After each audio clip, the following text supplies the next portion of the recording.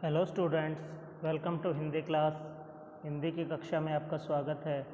आज हम ज्ञान सागर पुस्तक का अभ्यास कार्य करेंगे और साथ ही साथ अनुमान और कल्पना और जीवन मूल्य के प्रश्न उत्तर भी करेंगे। तो आइए शुरू करते हैं।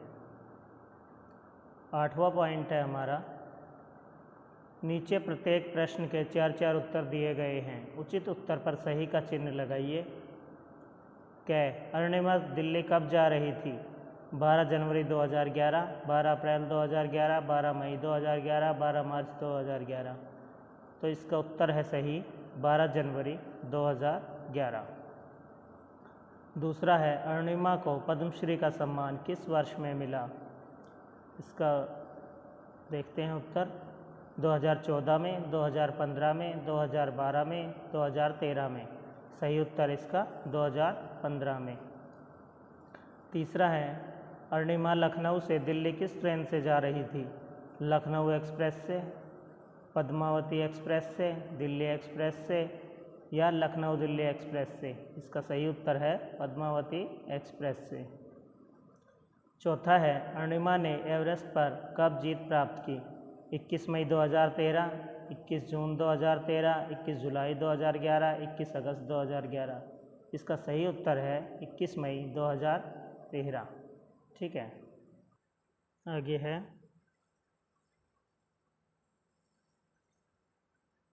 भाषा की बात।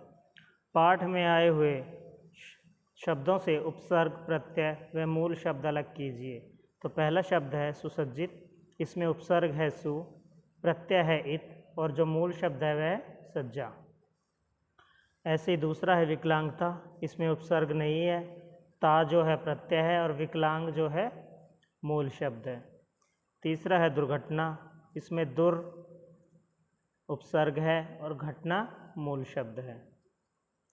सफलता, सफलता में स जो है उपसर्ग है, ता है जो प्रत्यय है और फल मूल शब्द है। ऐसे ही विशिष्ट में वी उपसर्ग है, प्रत्यय नहीं है और इसमें शिष्ट जो है मूल शब्द है।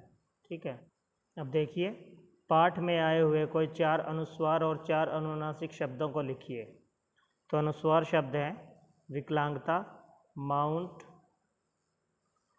घंटा, बचेंद्री।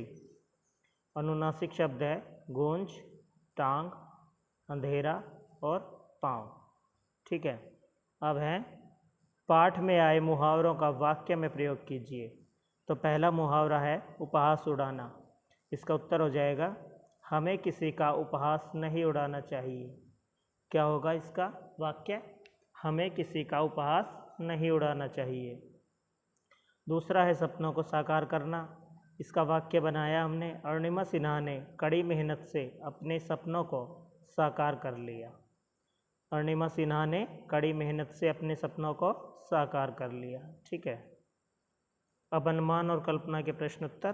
पहला प्रश्न है, यदि अरुणिमा के जीवन में यह हादसा न हुआ होता, यह हादसा न हुआ होता तो उसका जीवन कैसा होता? इसका उत्तर हो जाएगा, यदि अरुणिमा के जीवन में यह हादसा न हुआ होता तो शायद वह फुटबॉल की बहुत अच्छी खिलाड़ी होती, क्योंकि हादसे से पहले भी उसमें साहस और लगन कूट कूट कर भरी हुई थी। ठीक है, यदि अरुणिमा के जीवन में यह हादसा न हुआ होता तो शायद वह फुटबॉल की बहुत अच्छी खिलाड़ी होती, क्योंकि हादसे से पहले भी उसमें साहस और लगन कूट कूट कर भरी हुई थी। ठीक है, अगला प्रश्न है हमारा,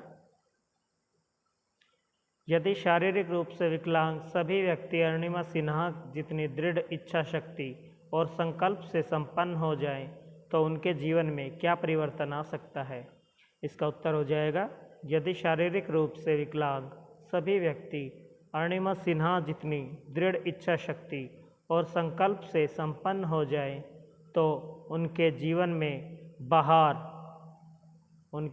में बाहर आ सकती है।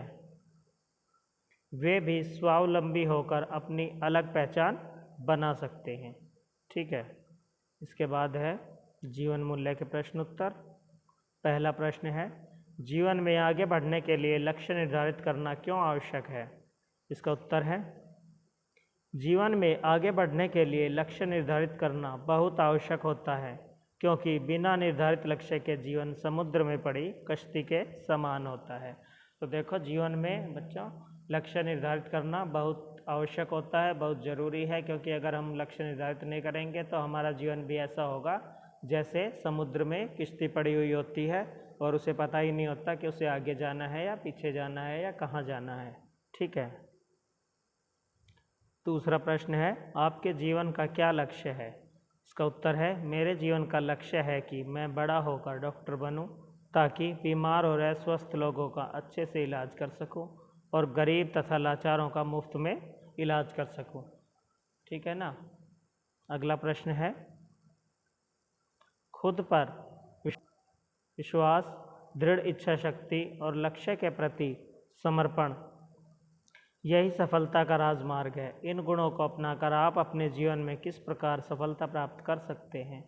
तो इसका उत्तर है, खुद पर विश्वास, दृढ़ इच्छा शक्ति और लक्ष्य के प्रति समर्पण जैसे गुण ही हैं जो हमेशा अपने लक्ष्य की ओर अग्रसर होने की प्रेरणा देते हैं।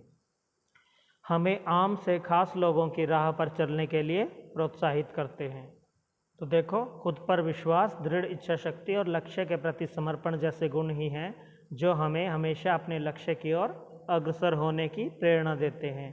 हमें आम से खास लोगों की राह पर चलने के लिए प्रोत्साहित करते हैं। ठीक है। आशा है आपको ज्ञान सागर का अभ्यास कार्य और जीवन मूल्य, अनुमान और कल्पना के प्रश्न उत्तर समझ आए होंगे। Thank you.